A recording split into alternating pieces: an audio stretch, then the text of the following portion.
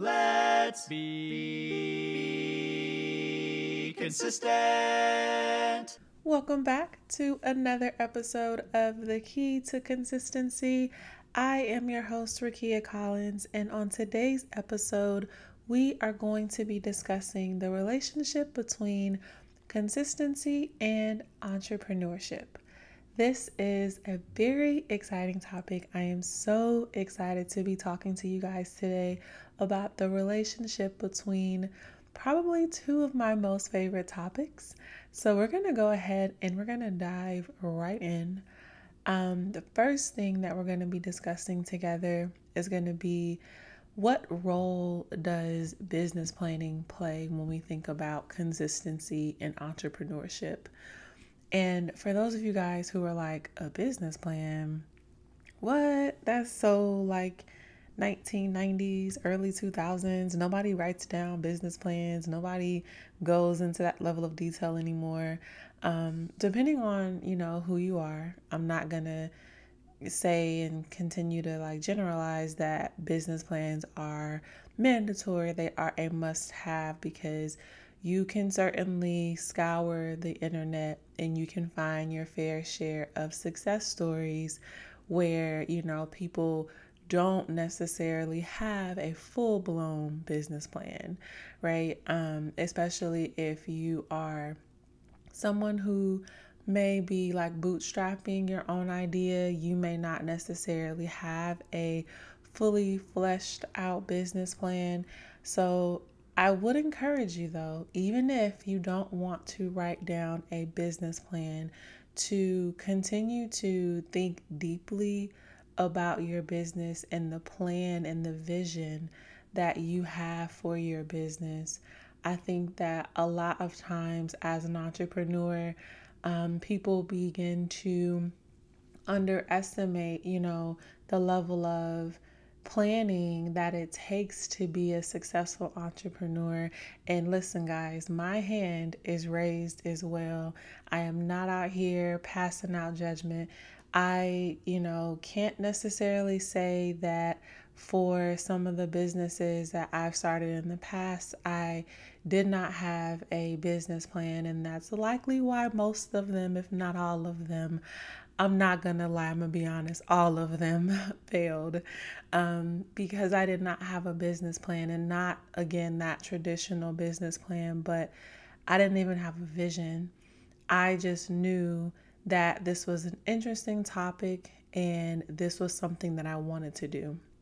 Right. So, to give you an example, one of the businesses I started was a mobile application. The mobile application was called Crown, and the purpose of this app was to allow, people who were up and coming in the music industry to essentially be discovered by people by like posting, 10 to 15-second snippets on the mobile application, and people would like it. Why I spent $10,000 just to get that mobile application developed, just for it to flop, is still beyond me. And I want to continue to kind of unpack that story because it really likely might not have been the idea itself. It might have been my lack of vision. Number one, if you've been listening to this podcast for any length of time, then you know I do not have a music background at all. I know nothing about the music industry. I don't even know if something like that would have even taken off, if there was even a need for that, right? And so when we think about business planning, I don't want you guys to think about the traditional, oh, I have to, write down this thick 20-page document of my business. It can be as simple as, what does my target audience even need, right? And going back to my story, do I even have a consistent background in the thing that I am trying to bring to the world? In my story, you can tell that since I don't have a background in music, it was easy for me when, it came down to the sales and it came down to marketing. It was easy for me just to throw in the towel because I didn't know anything about the industry. I didn't care to know anything about the industry. I was purely in that business for money. Um, and how is it going to make money, you say? Glad you asked. I was shooting for a free mobile application that essentially would make money from ads as you were viewing the music videos or just like the little snippets. In between them would be ads, and that was going to be the way I was going to initially make money on that mobile application. And so, as mentioned earlier, that was a flop on my end. And again, I don't think it was because of the business, but I had no background in music. There was not a consistency in the background. And why is that so important? When you understand the ins and outs of something, you can begin to, you have a tighter pulse on it, and you can easily find a niche that solves an actual problem versus making up a problem in your head and trying to solve it. And clearly, that is an example, a pretty expensive example, because I can imagine what I could have done with that $10,000 had I, invested it in a multitude of different investment vehicles. But I give you guys that example just for you to know that even if you don't have a, fully fleshed out business plan, at least have some type of consistent background in the thing that you are trying to go after. I'd also say, outside of having a business plan, make sure you think about, steps 2, 3, and 4, right? Not just the initial step. Going back to my example of my mobile application, I only thought about, creating it. I did not think about, okay, once the mobile application is created, once you've worked with the developers and they have it on the App Store, what's going to happen after that? I had no sales plan. I had no way to think about marketing or social media or anything like that. And just for reference, I realized I didn't tell you guys when this happened. I was like, 2021? And so this was almost like 6, 7 years ago when I did this. And so it was definitely eye opening for me, and really allowed me to understand that it's not just about that initial step, it's about thinking 2, 3, 4, maybe even 10 steps in advance. Even if you don't want to fully flesh everything out, I would say at least sit down and think about the different phases of implementation to, get you from where I am to where I want to go.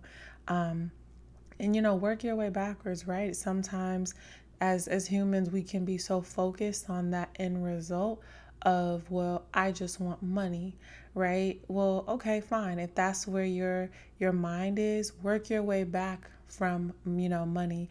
What does the customer journey look like? How will they even get to the point of giving you their money, right? And so, even if you work your way backwards that way, you can look at it forwards and backwards, but hopefully, you'll be able to, as you're going through that customer journey, realize areas that you need to take time to think through and think them through thoroughly. One of the things, I can say that I did not think through was, of course, market trends as it relates to, mobile applications around music. I can clearly tell you I did not have a consistent decision making process. Meaning, if I were to make a decision in the business, I would think 2, 3, 4 times about that same decision and then end up changing my mind because I thought about it so much, right? To where I begin to overthink about the decision that I made. And to be honest, while this is a different podcast, I realized that that became something that I did not just in business, but in my personal life as well, because I didn't trust the decisions that I made when I instantly made them. I was always looking for, well, what if this or what if that or what if this or what if that? And so when you are being, or thinking about becoming an entrepreneur, just, thinking about being consistent in the business plan, whatever your vision is for your business, making sure that you're making consistent decisions, looking at what is the market saying, right? Being very consistent and deliberate with the things that you're doing. And hopefully you'll learn from my mistake, right? You'll learn from, planning something that you think the market wants when you don't even know your market. You have no idea, no business of what goes on in the music industry. So with that, we'll go ahead and move into our second tip. Today's episode is brought to you by the merch shop at thekeytoconsistency.com. I would encourage you to visit our merch shop to see if there's anything that piques your interest. One of the easiest ways to be consistent is to be visually reminded that you are on a mission. You are going to be consistent.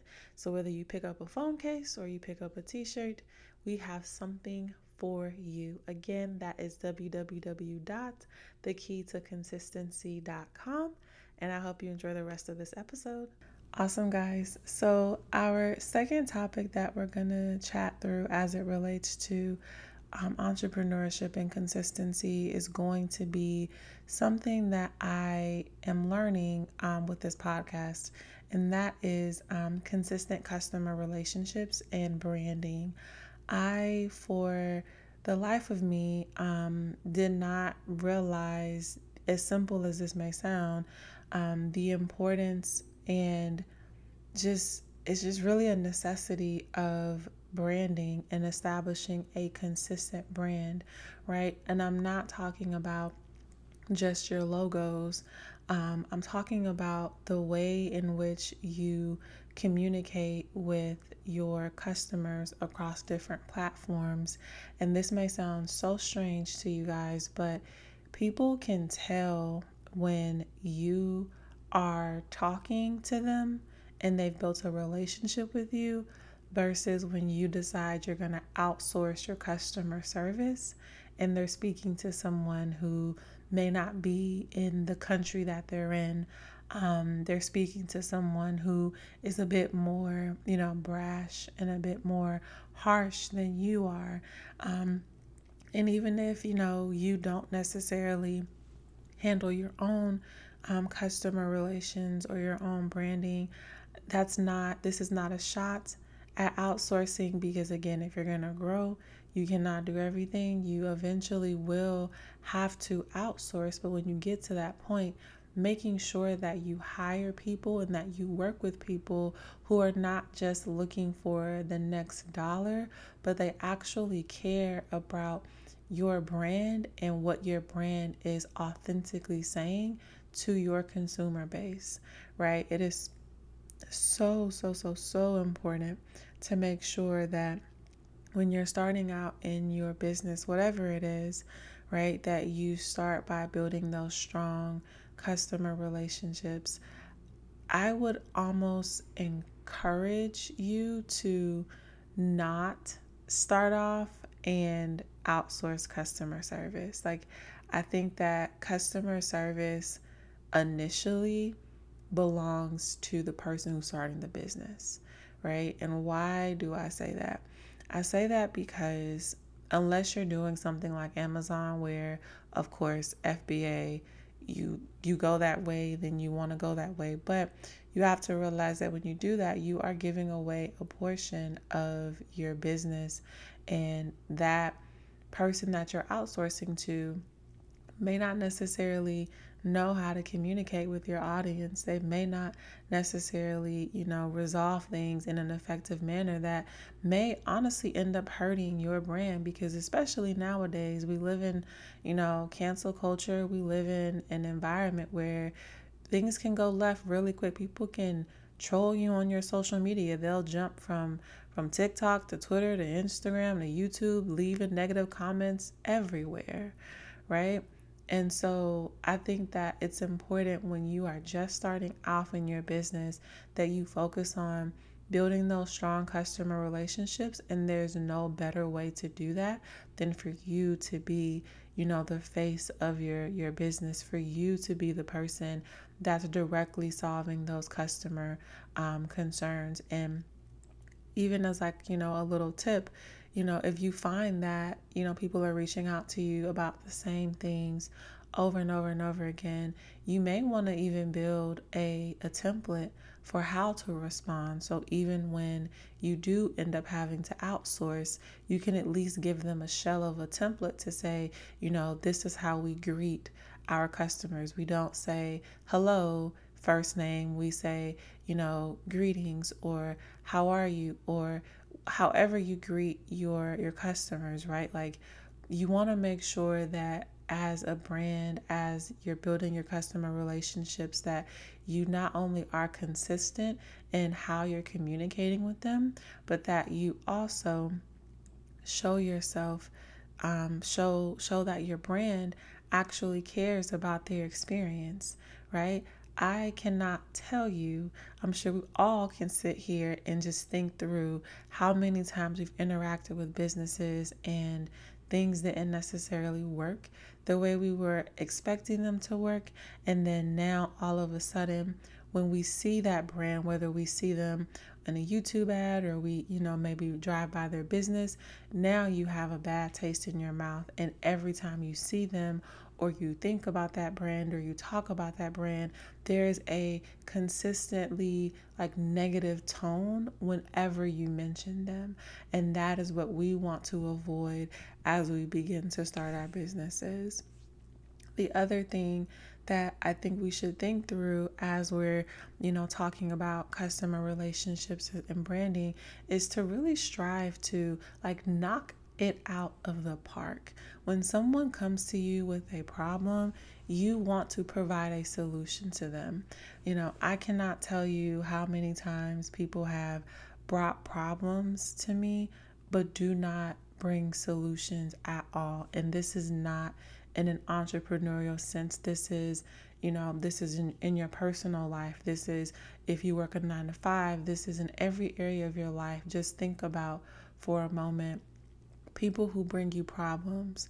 You don't remember them as much as people who brought you a problem, but also said, hey, this is a possible solution, right? And so if we flip that and we're talking about your customer interaction, your customer is just bringing you a problem. They are not responsible for and do not need to bring you possible solutions. That is where you come in. That is when your creativity and your willingness and your want to knock it out of the park has to come into play. You have to want to knock it out of the park for them. And what does that look like? If they bring you a problem, whether you can't solve it or you can't solve it the way they want it to be solved, you offer them some solutions. You offer them some workarounds. Why? Because being customer obsessed is literally something that can develop into your culture. You can literally, when you're with someone who is not customer obsessed, they may be able to fake it for a while, but if you hire someone on your team, ultimately you will find if they truly are or are not customer obsessed by the way they consistently interact with your customers. And customer obsession, especially in those early phases, maybe you are, a small to mid-sized company, you're coming up on, $100,000 a year or $50,000 a month, or wherever you may be in your journey. When you begin to hire on people, it is very obvious when you've made a hiring mistake, because people will not be able to be that person they were in that interview for much longer. Who they are, and if they do not have a customer obsessed attitude, that will certainly show. So I would encourage you, while you are starting out, if you are just starting out and you don't have, those several $1,000 months, trust me, one, they are coming, but two, take these tips to heart, that building a brand, having strong customer relationships, and being customer obsessed is very, very important. I would also encourage you to make sure that outside of, your customer brand and the way that we strive to meet customer expectations, what is the end goal of this? Why are we trying to do all of this? That is a fantastic question. The end game is to build consistent trust with our customer and loyalty, right? I cannot tell you how many online boutiques are online nowadays. As a woman, I can tell you, if you do a quick Google search of an online clothing boutique, anyone can find, a clothing brand that they trust in China to be able to ship things to a warehouse in America, and then kind of, have a Shopify store and, ship their stuff. Like, it's not a complicated process to get a fashion boutique up and running. But what makes the difference? It is the loyalty, it is the customer obsession, it is the way that they are maintaining those strong relationships. And how do you get there? You get there with time. You get there with doing these things over and over and over again on a consistent basis. And it's not going to be easy, right? Time is the one thing that you can't rush. Well, many things. It's one of many things, I should say, that you cannot rush. But as you continue to build up your reputation in your specific niche, people will begin to build a certain level of trust with your brand when they see that your brand is consistent, when they see that you consistently solve problems with a level of efficiency, and you're showing that you are truly obsessed and you truly care about the problem that they're having. And then the last thing that I'd like to address with you guys today is going to be, of course, some of those challenges that will come from entrepreneurship. Oh my goodness. We've touched on a couple of them already at a high level when we think about hiring, right? And we think about making sure that you hire the right people on your team. But if we just start back with the basics, making sure that you even have a legitimate business, right? That's first and foremost. Making sure you have your EIN, making sure that you have your LLC, right? Making sure that the basics of your business are covered. Making sure that just because you are starting out and just because you have a new business, hear me and hear me clearly. It is important that you pay yourself first. Do not fall into the trap of always, taking from your personal account and, giving it to the business, which is totally fine. But that is what we call a business loan. That is not, oh, well, it's my business. I can give from my personal to my business. You absolutely can. But number one, that business needs to begin to carry its own weight after a while, right? And how does a business do that? By you investing in your business. And so do not fall into the trap when you're just starting out. Of course, when you're new, you're going to have to get the money from somewhere, right? It's likely going to come from, if you work a 9 to 5, or however you get your income currently, is going to come from that. But we're not trying to stay there. We are also, when we think about businesses and, just some challenges to overcome, we also have to be mindful about how we share our success. We live in a world where, while everybody we'd like everybody to be on our side. Everyone is not truly on our side. And you don't want to get in a situation where you are oversharing information. We don't want to be in a situation where we are oversharing information. And then because we are oversharing, outside people who are not in our business, who don't understand our niche, are now able to leverage that information in a way that causes us harm. And so we want to make sure that we are cognizant of the things that we are sharing, even great things like, man, I just had my first 100K month. Again, not personal experience, but just saying out loud, although again, it will happen. Those types of things, right? We want to make sure that we are cognizant of what we are sharing and how we are sharing those things. And then the inverse of that, we want to make sure that we aren't undersharing. We do want to make sure that we have a trusted circle. Maybe it's, other local entrepreneurs who are starting their business as well, and they're trying to get their business up and running. We want to make sure that we also have a supportive group that we can celebrate those small wins with, because that's what's going to keep us going and help us be consistent on this journey to becoming successful entrepreneurs. It is important that when you feel, like you aren't able to accomplish the things you want to, when you may not feel motivated that day, because again, every day is going to bring something different. It's going to bring something new. It is important that you have your support team around you, whether you go to the Bible, whether you have people around you, whether you journal, whether you read, whatever you do to get yourself up in good spirits and get yourself going. That is what you need to focus on when you're feeling those moments of, you're not as motivated as you would need to be or as you would like to be in order to work on your business. Sometimes it's not about motivation. And I say sometimes to be kind, but the truth is it's never about motivation.